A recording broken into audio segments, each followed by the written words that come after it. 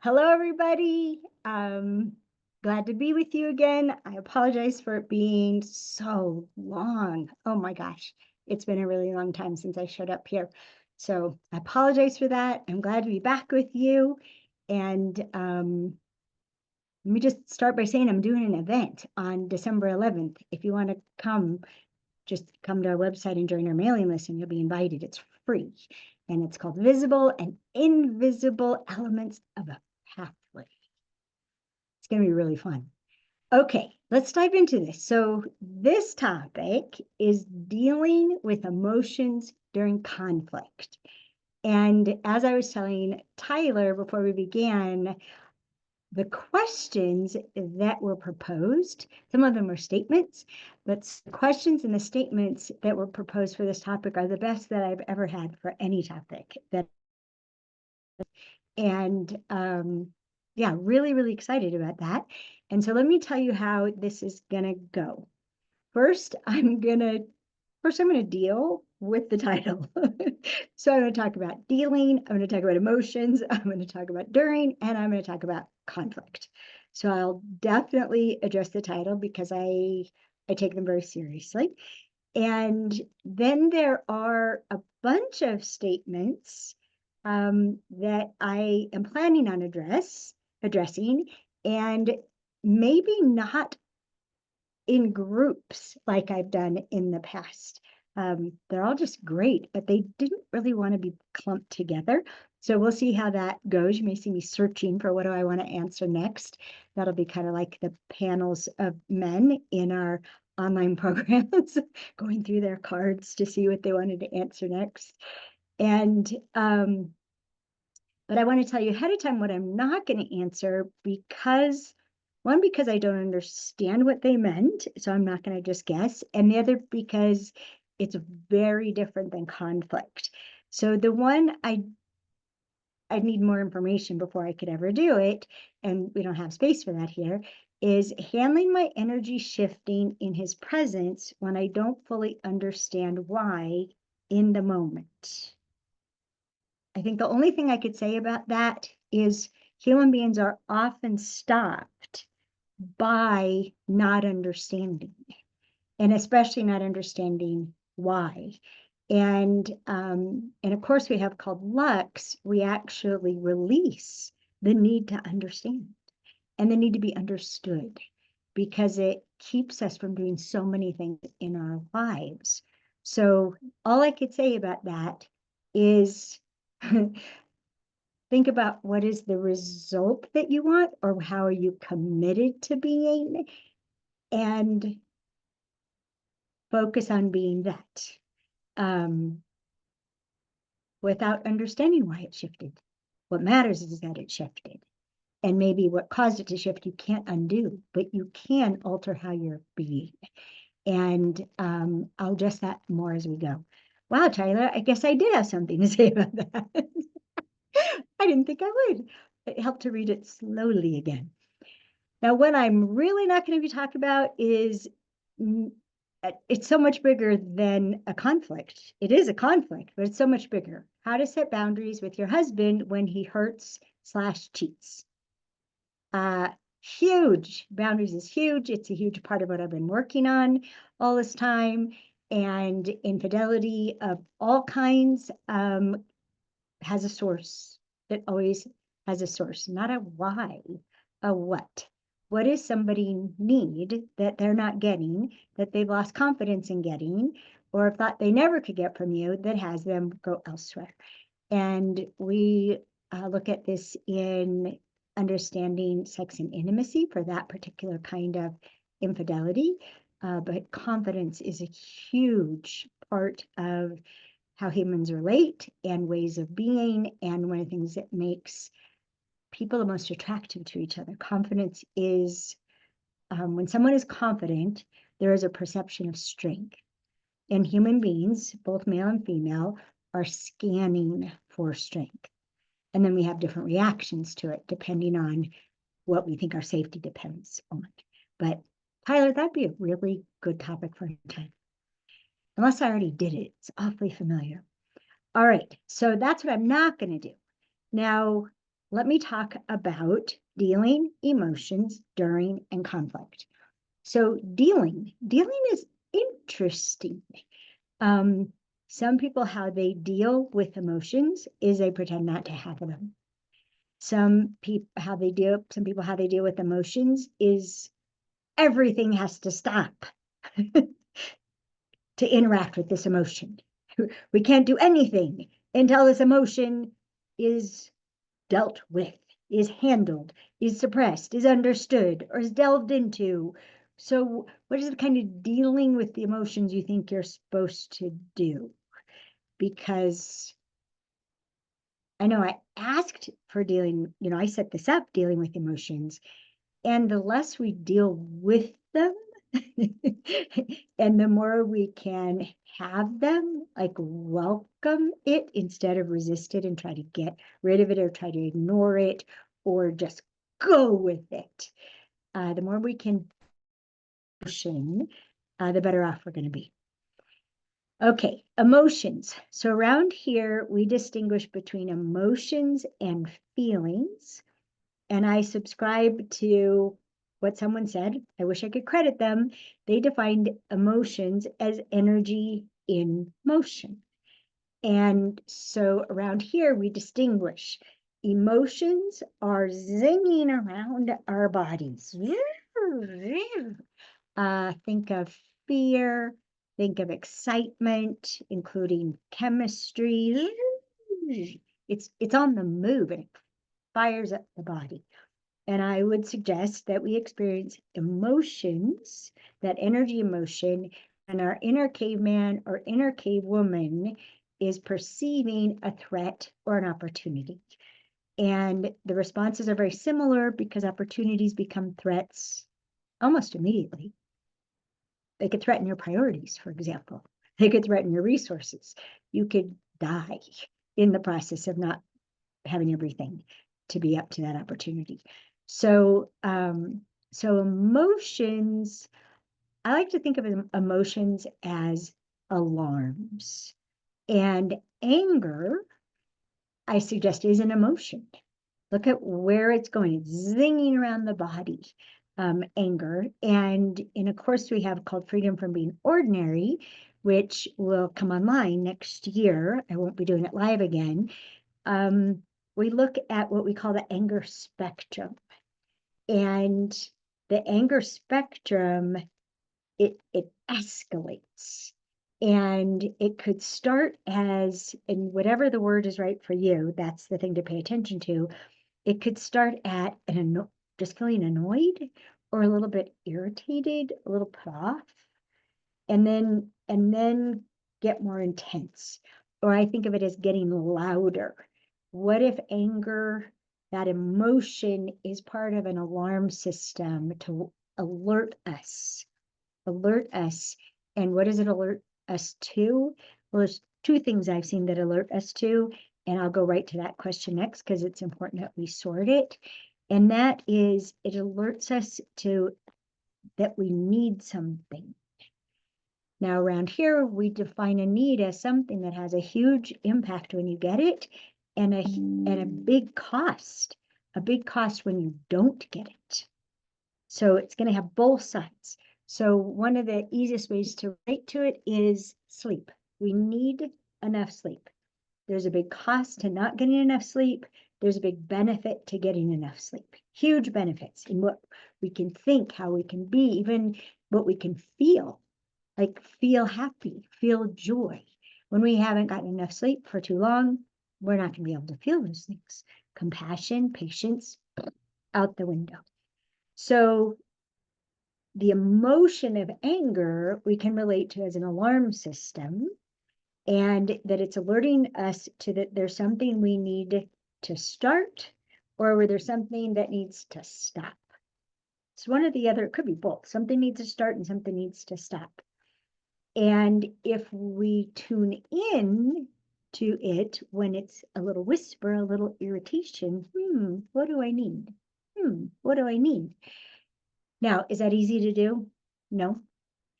What's even harder is to listen and act on it, because one of the things that I've seen consistently, and people normally present this as something unusual about them, but think of thousands of people who think that this is unusual about them. I would assert that it's how we are, that what's normal as a human being is to not express that we need something to stop or start until the anger is bigger than the fear. Often just thinking about asking for something we need, the fear is immediately there. And we won't say anything until the anger is bigger, and then we express it in anger, and it makes everything worse. We have something called connecting through conflict, and we talk about the ordinary ways of connecting through conflict and extraordinary ways of connecting through conflict. Speaking about something that appears to be a conflict when you're not furious about it, that would be extraordinary. So emotions, dealing with emotions during conflict, distinct from feelings. Feelings, I assert, have locations. So the difference between fear, for example, that's zinging all over the place, and dread. Dread has a location. You can feel it sitting in your body somewhere. Dread that something awful is going to happen. Yeah. What message does it have for you? And moving the energy from that place is a whole other topic. That's a freedom grooming oriented topic. Okay, dealing with emotions during conflict. During conflict. One of the things we talk about in Connected Through Conflict is that human beings tend to disconnect from the very beginning. Just at the, oh no, this isn't going to go smoothly. Uh-oh. Especially if you identify, if you perceive, if you believe, if you even just pursue it without knowing why, if you pursue safety, feeling safe by feeling connected, then just a whiff of conflict will be really scary. Now, if you perceive, if you believe, if you pursue a sense of security through being productive, then sensing a conflict doesn't have the same emotional response. There's a much bigger tolerance for conflict if what you're pursuing is productivity, producing some kind of result. Now, there's another aspect, though. Women often accuse men of running from conflict, that they're afraid of conflict, they avoid conflict, and they run from conflict. Well, it's not because they're chicken. No, women often accuse men of that. No, men are profoundly aware of what can happen with the escalation of conflict.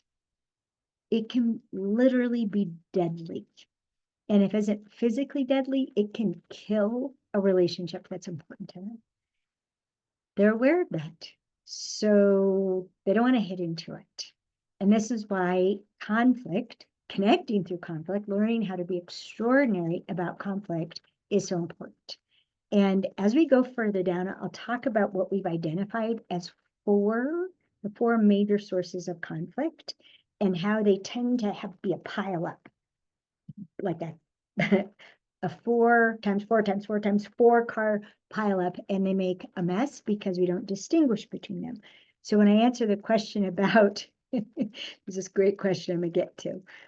What steps may I follow specifically when I want to tell what's making me angry?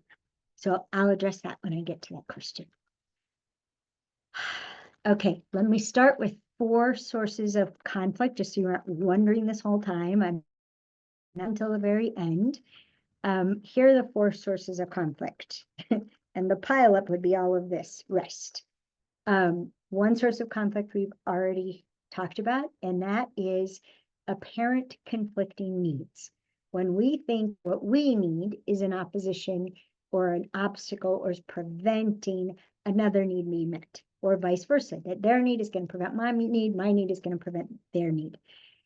I say apparent conflicting need because if we approach it in an extraordinary way, often it's not conflicting at all.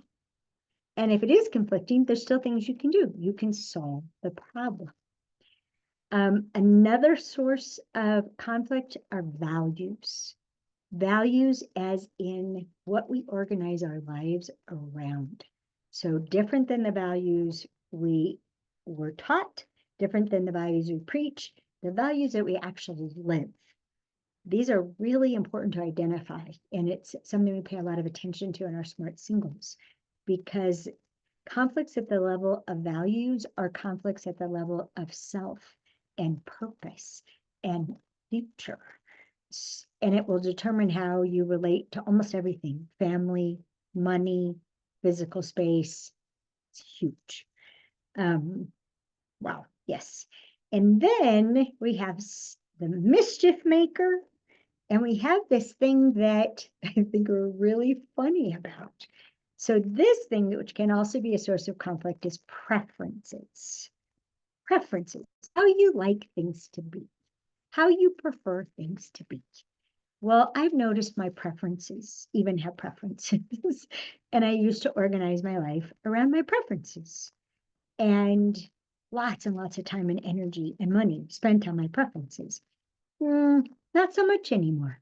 I mostly release preferences. Why? Because then I have all that time and money and energy to choose what I want to do with it.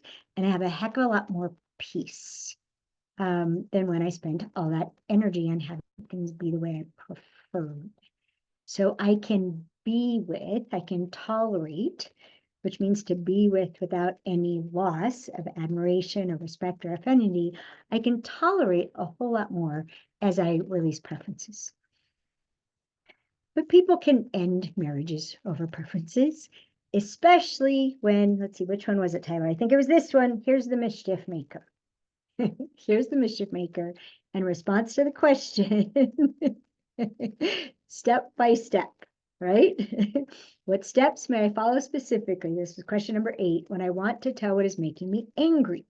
So I talked about the first step. The first step would be to examine, is this something that you need to have start or something you need to have stop? And you'll know that it's a need, which is one of the sources of conflict, if it has a huge benefit and a huge cost. Okay, that's the first step. The step is to look at, and here's our mischief maker, look and see, is it an expectation? Tyler, this is funny that I would pick this finger, which I think was accidental in terms of expectation, because 80% of people get engaged between Thanksgiving and Valentine's Day, according to Brides magazine that I used to write articles for. And so there's a lot of expectation around the hospitals, around the holidays and the hospital. Might put some people in the hospitals. There's a lot of expectation that something belongs on this finger, especially if we've been together for a certain amount of time. And so expectations, how you can tell an expectation is that we think it should happen. We think that it should happen or it should never happen, and we shouldn't have to do anything to have it happen or to prevent it from happening. Anything that we should have done, we've already done, which might include that we were born or we spent 9 months with this person. That's all I should have had to do in order to earn an invitation to put something on this finger. All kinds of mischief. Expectations are the mischief makers. And what do I mean by that? If you have a need, something to start or stop, that you think should happen without you having to ask, without you having to describe it, without you having to say what it would provide, without you having to ask the person what they would need to give you what you need, without you appreciating them for giving it to you. Those are all the things we We shouldn't have to. When it's a need plus an expectation, it will prevent us from expressing what we have discovered since 1991 works to express and allows people to give you more of what you need.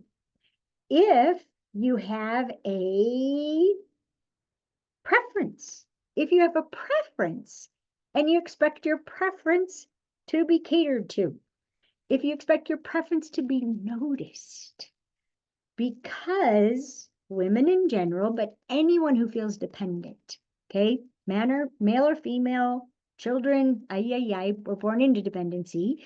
Anyone who feels dependent is gonna be compelled to please. And being the smaller and weaker gender in general, which is something we can't control, testosterone and estrogen play a major role.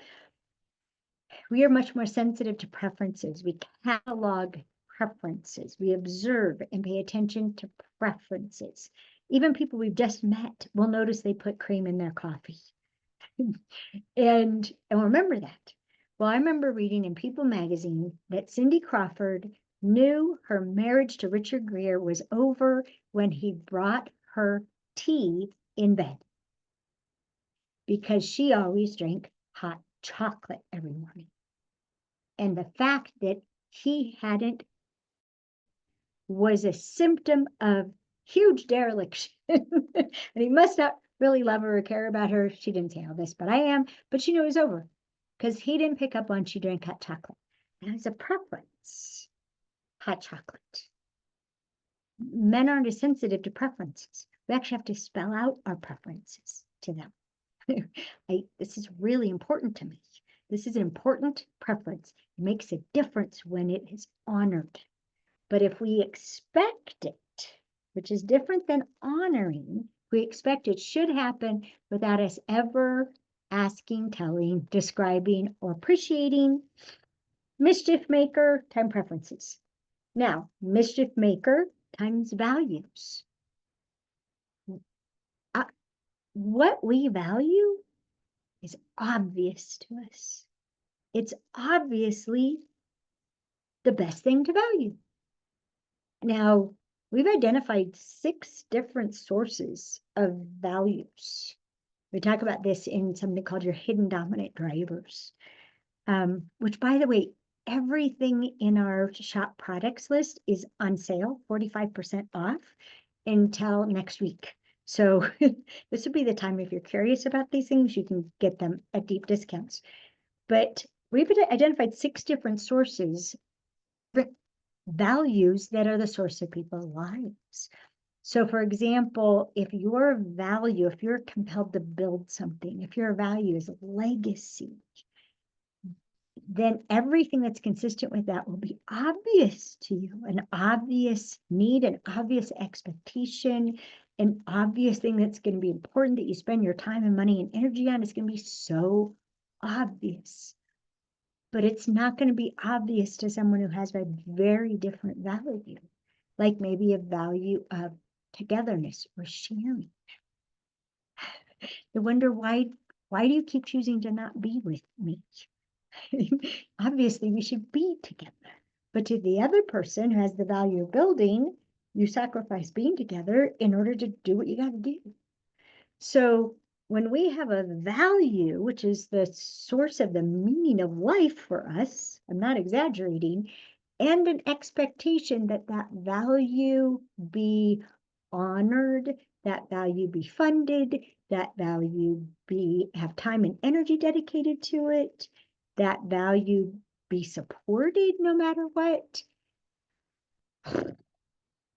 Mischief maker. Now, I did this because it's all about conflict and I wanted you to have something actionable immediately.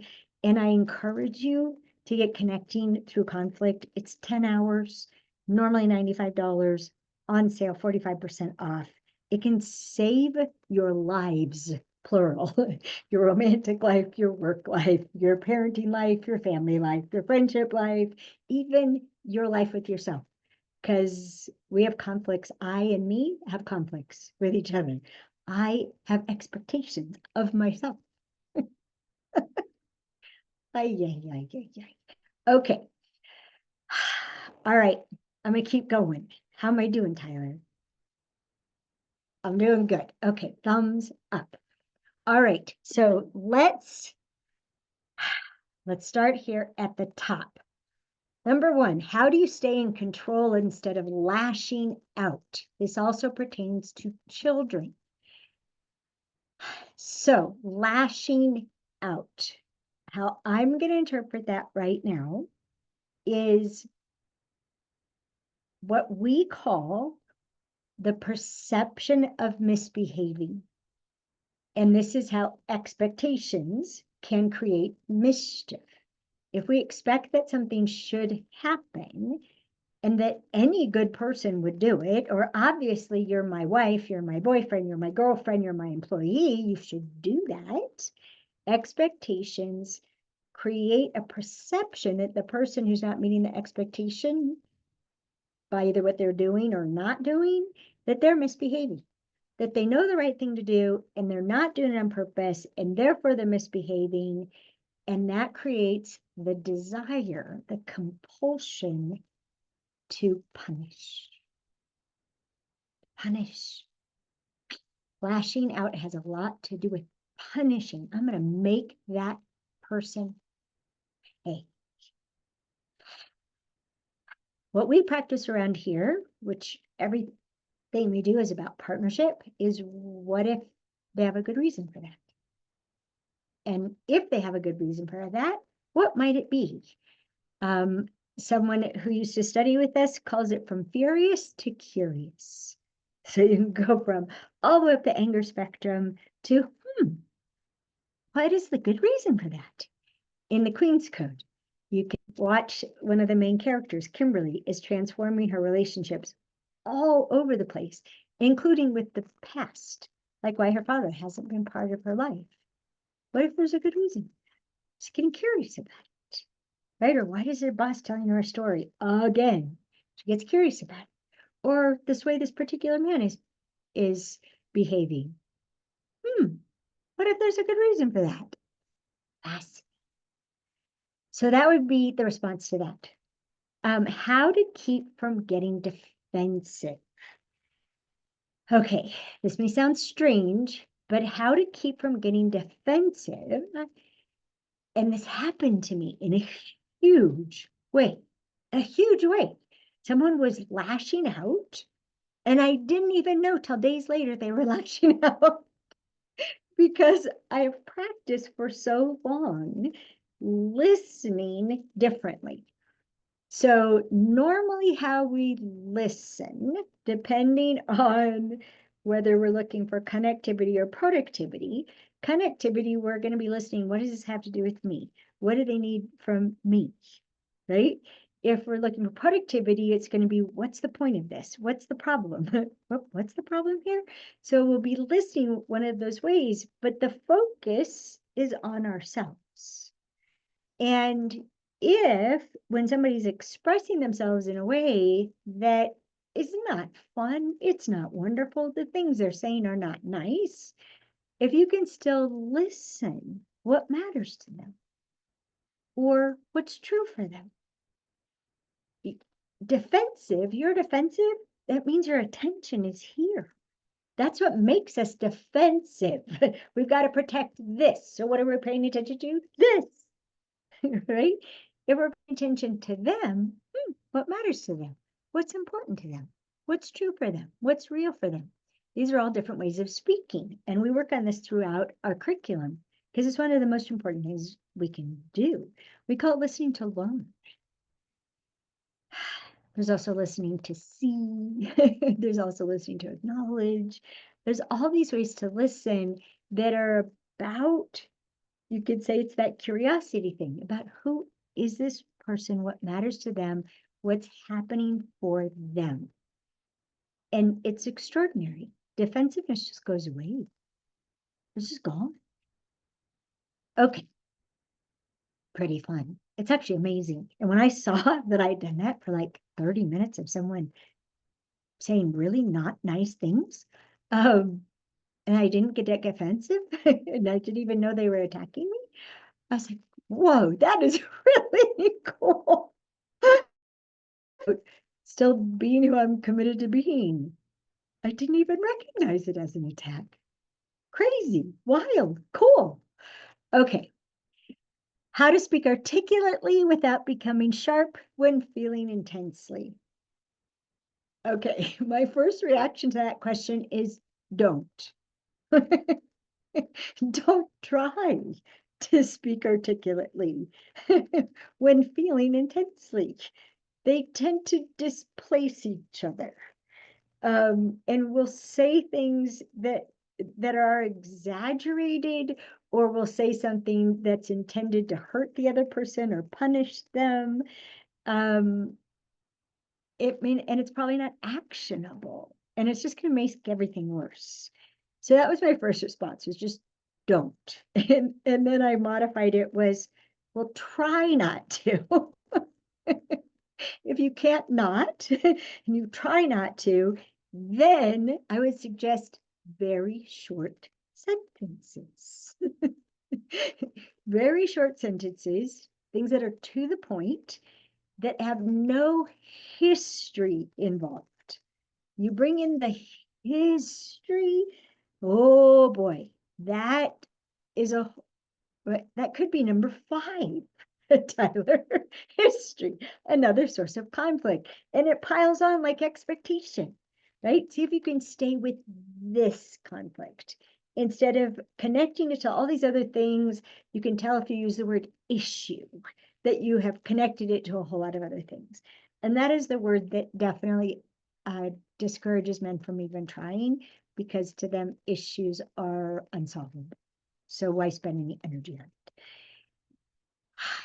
The other thing I would say is, see, I think it's nonviolent communication teaches something called I statements, that everything you're saying is I instead of you, an accusation, I. I'm not trained in it. I think it's beautiful. I would add something to it, like I interpret it. I interpreted what you said as this. Could you verify that? And if it's not what you meant, could you clarify for me so I know what you did mean? Another thing I recommend, and many people have heard me talk about this, is to say it seems like, especially instead of it feels like. Ladies, if you say to a man, it feels like you don't love me. It feels like you don't care about me. It feels like you don't respect me. It feels like you aren't committed. You say any "it feels like" sentence, most men's response will be in the realm of, I can't control how you feel. They're just trumped in that moment. There's nothing I can do about that. If you say it seems like, well, it seems like you don't love me. What? What would have it seem that way? So it seems like, and this is part of being extraordinary in conflict, is you're suspending the belief in your own perception and the belief in your own conclusions. You're suspending it. It has space. I might be wrong. I might be wrong. I could be wrong. I'm willing to be wrong. Oh my gosh, you want to resolve conflicts sooner and in a way that you're left more connected. I might be wrong. I'm willing to be wrong. It seems like can change everything. So if you can't not say anything, and you are going to try to speak articulately, start with "it seems like." You might be able to get that sentence out. Okay. What is a helpful way to respond to men when they're getting emotional in conflict and we aren't? I would, usually when men get emotional, they want to go away so they can cool off and become rational again and interact with the problem in a rational, logical, problem-solving way. one of the biggest mistakes we make is we follow them. They need to go be by themselves, and we don't want to let it go. We're going to pursue it. We're going to make our point. We're going to say everything we want to say, and it's getting worse for them, and we won't let them do what they need to do. So one is if they're saying, if they're leaving, they're hanging up, they're walking away, let them. Truly let them. And if they don't and they're getting more emotional, you could actually offer, should we take a break? Do you want us to take a break from this? How about we take a break? That could be a kindness. Don't be, but you got to say it kindly. It's only going to be kind if you're being kind about it. Not what, you need a break. You're so emotional, you can't handle this. That way, that's not what I'm talking about. Okay. Ways to respond and not overreact. I think everything we're talking about are ways to respond. Overreact is subjective. Some people think how they're reacting is not an overreaction. And to other people, any reaction is an overreaction. So I can't say much more about that specifically. Now, this was an interesting. When do I tell what makes me angry? And when is the time to set the conflict aside? So when do I tell what makes me angry? The ideal when would be when it's a whisper, when it's, irritation, annoyance, irritation, then it gets to frustration, aggravation, consternation, anger, fury, and belligerence. You want to look up a good word in the dictionary, belligerence. So when is the soonest as you can? And the how is look to see what I already said. Look to see, do I need something to start or stop? And I really need it to because it makes a big difference. Or is this just an expectation? When something's not a need or a value plus an expectation, when it's just an expectation, something we think should happen, but we don't actually need it, that can mimic the anger spectrum, but there's no big benefit to having an expectation met. You can tell it's an expectation because the only thing you'll be is not upset.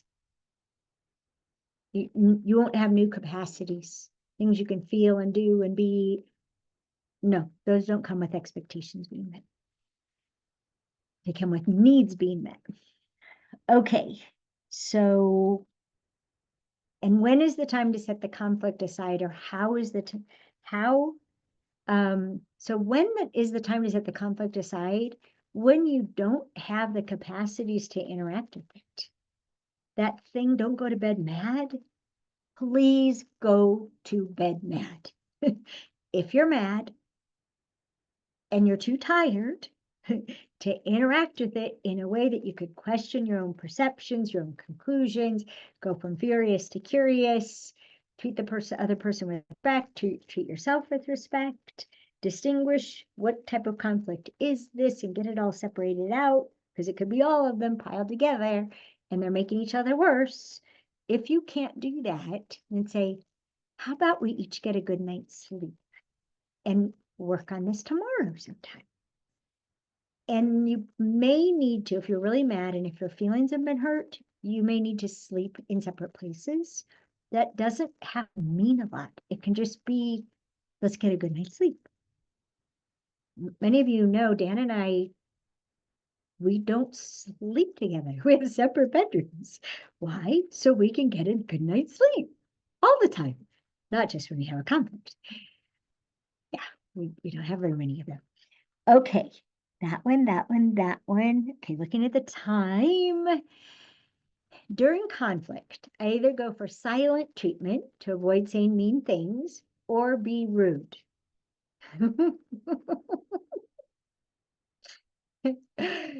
I love this one. Thank you for avoiding saying mean things. And the maddest I ever got at my late husband, I have my teeth clear.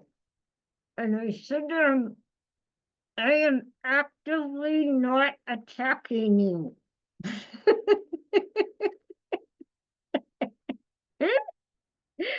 So I just would encourage you to be out loud. Like, I don't want to say anything mean, so I'm going to be quiet. Or I'm in danger of being rude. Or I had to teach Dan because he's so great at coming and finding me if I'm upset. Which is amazing. And that comes from he has success in the resolution. So it's worth it. And he gets a ton of points for coming looking for me instead of assuming I want to be alone, that he comes and looks for me. Awesome. But I had to teach him if the door is closed, I am protecting you from myself. If the door is open, I'm hoping you'll come save me. So Tyler's smiling. So I would say be out loud in the moment about what's happening. I'm actively not attacking you. I don't want to say something mean. I figured out that my rage monster, which we talk about at Understanding Women, or you can look it up on YouTube, Alison Armstrong Rage Monster, and I'll enact a version of Rage Monster. My rage monster can't text. It can't use like 100 F words. It just can't do it. So funny. So you might try to resolve it by text, but it's not so good because tone is inferred. So I would wait. But the point is, make a deal. When you're not mad, make a deal about how you're going to do mad. When you're not having hurt feelings, make a deal about how you're going to handle when you have hurt feelings. These are things we talk about in Understanding Women. And or just make a deal that you have a code word that means we're going to come back to it. Let's put a pin in this. Okay, got a pin. That's one of the things that Dan and I say. This isn't a good time to try to resolve that. Let's put a pin in it. Okay. All right, I did that one. What if he is not solving the problem? Have you asked him to solve a problem? Like, did you start out with, I could really use your help solving this problem? Or do you assume that he's figuring out what the problem is amongst maybe a tirade? He's accurately identified the problem. So have you asked him to solve it, and have you defined the problem? And again, I would go back to what I said before. It seems like, or could you help me to solve a problem? It seems like when I ask you to do such and such, and you say yes, and then you don't, that you don't let me know you didn't do it. I have to come to you. And I don't want to confront you for when you don't do what you say you're going to do. So could you help me solve this problem of if you say you're going to do something and you don't, could there be a way that you acknowledge it? If I bring it up, a way that I could bring it up that doesn't have you blow up and make everything worse? Help. I don't know. I've tried everything I could. And then put the imaginary duct tape over your mouth and listen. And he might say, I'll have to think about that. But mostly we avoid the word problem in the first place. And we don't define what we're trying to have stop or start. And we don't ask them to do it.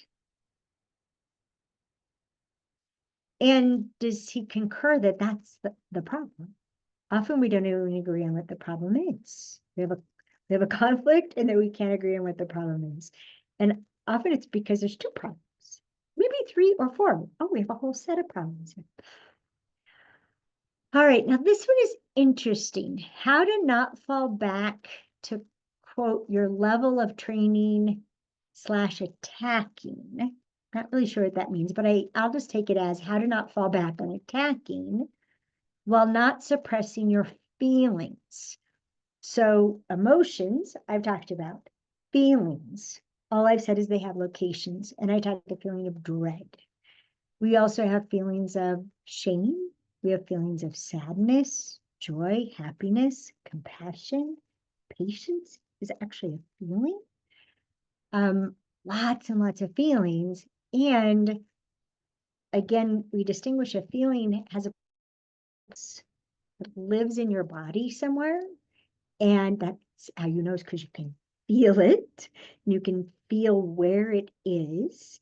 This is really important to communication, by the way, that we communicate with the feeling that we want to arrive at that other person's location. And that has to do with pressure and feelings. But when you're having feelings, I recommend that you notice them and consider honoring them. Honor the feeling. What is it telling you? And you actually can, we call it holding space. And I first observed it in my daughter when she was about 15 years old. She was really angry at her father for something that he had done. And sometimes I see energy. It's kind of weird, but it was like she was inside of a terrarium, a glass like terrarium, and like what they put on the rose in Beauty and the Beast. Only she was inside, she was the rose, and she was really angry. And the anger was the sparks that came off of her, but the sparks hit the edge. That's how I could see the edges, because the sparks hit it and fell. And what I got to see while I watched her talking to her father, my husband, was that she had no intention of hurting him. She was honoring her anger at what he had done. She was honoring it. She was communicating it. She was communicating what she needed him to apologize for, what she needed him to never do again. But she had no intention to punish him, no intention to hurt or attack him. And I could see the anger hitting and just hitting and falling, hitting and not going through this barrier. And Greg was sitting about 4 feet away from where it was stopping, and he was present because she wasn't attacking him. He was listening. He really wanted to know what she was angry about. And he was listening and he cared. And she hadn't done anything to make him defensive because she wasn't attacking him. It can be done. And it goes back to, if you think they're misbehaving, you may have the desire to punish, and how you punish them is you spark them with that anger, lash out with that anger. But if you don't have the intention to do that, you just have the intention to communicate, to honor what you're feeling, to express what you're feeling, but you're not trying to manipulate or hurt the other person with that expression. You're just honoring yourself. You're being true to yourself and expressing it. This is all part of partnership. You can have partnership in the middle of dealing with emotions during conflict. You can do it. You really can do it. And if you think you can't, just notice that you think you can't. And maybe you want to welcome the thought that you can't, but you can. I know you can. It just takes a lot of practice and takes a lot of appreciation for yourself that you did that. And when you see the other person do it, like, wow, I can see you're angry, but it didn't touch me. Thank you. Thank you, thank you, thank you. Or one time Dan hurt my feelings. It was during what we call bear time, where he gets really grouchy because it's not a social time at all. And he was the bear. It was a bear attack. And I was really hurt. And he got so many points. Normally he wouldn't try to help me while he's still in bear time. We would just put a pin in it and wait till bear time passed and his capacities increased. This is all hormonal, by the way. It's genetically determined. And it normally we just put a pin in it. But he tried. He tried to make me all better while he was in the middle of limited capacities. And I just so appreciated he didn't want to leave me that way. I had to go to work and he didn't leave me hurt. He reached out to fix it, even when he was on a thin edge of being able to do that. And he got so, I literally said, you get 1,000 points. I did not think the bear could fix what the bear had done. And you did that while you were staring. Yeah, I didn't think I could do it either. It was the best. So a lot of appreciation for people up leveling, if you want to call it that, how we behave with a conflict, how we behave with emotion, how we behave with strong feelings. A lot of appreciation for honoring them, but not using them. Whatever you appreciate, you're going to get more of. And it's a superhuman effort to do what I'm talking about. It's no small thing. But everything we deal with around here is extraordinary. And I think that's why I'm still passionate about it after going on 34 years. And thank you. Thank you all for your questions. Thank you for your attention. This will be reposted on Alison Armstrong videos on YouTube after it gets fixed up. And I'm just really happy to have had so many of you with me here live. And I truly hope this helps.